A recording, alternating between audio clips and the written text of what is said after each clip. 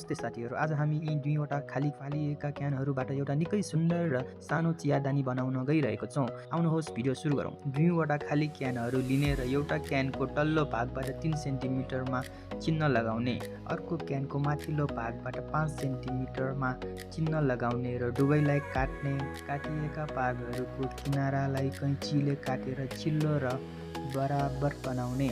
ती दुई भागहरूलाई एक आपसमा सावधानीपूर्वक घुसाएर चियादानीको मुख्य शरीर तयार पार्ने।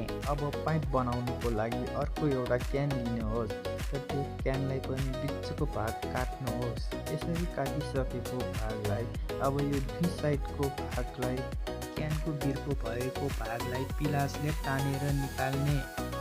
अर्को साइडको भागलाई पनि यसरी नै काटेर निकाल्नुपर्छ। यही भागबाट हामी टिपटको बिर्को बनाउँछौँ। यो तास्नुको लागि हटगनको ग्लुले काम गरिन्छ। यसपछि यसको माथि सानो मोती हालिन्छ र क्यानको बिर्को रेडी हुन्छ। फेरि अर्को क्यानको पाटा लिनुहोस् र त्यसमा नाप्नुहोस् र नापेर यसरी नै काट्नुहोस्।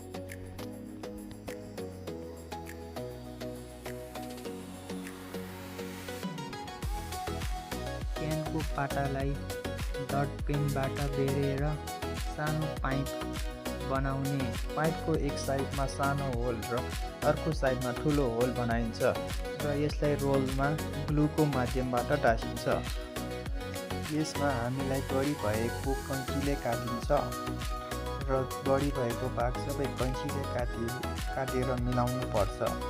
यसरी मिलाएर जोड्नुपर्छ। पूर्ण रूपमा ग्लु लगाएर टाँस्नु पर्छ। बाँकी भएको पाटालाई फेरि नाप्नुहोस्। त्यसलाई चाहिने फेरि कैँचीले काट्नुहोस्। त्यसपछि यसरी फोल्ड गर्नुहोस्। बढी भएको भागलाई कैँचीले काट्नुहोस् र एउटा मार्करको सहायताबाट रोल बनाउनुहोस्। यो चाहिँ टिपटको ह्यान्डल बनाउनुको लागि हो। अब ह्यान्डल जोड्नुको लागि ग्लु गनले राम्रोसँग तास्नु होला। अन्त्यमा चियादानी पूर्ण रूपमा तयार हुन्छ।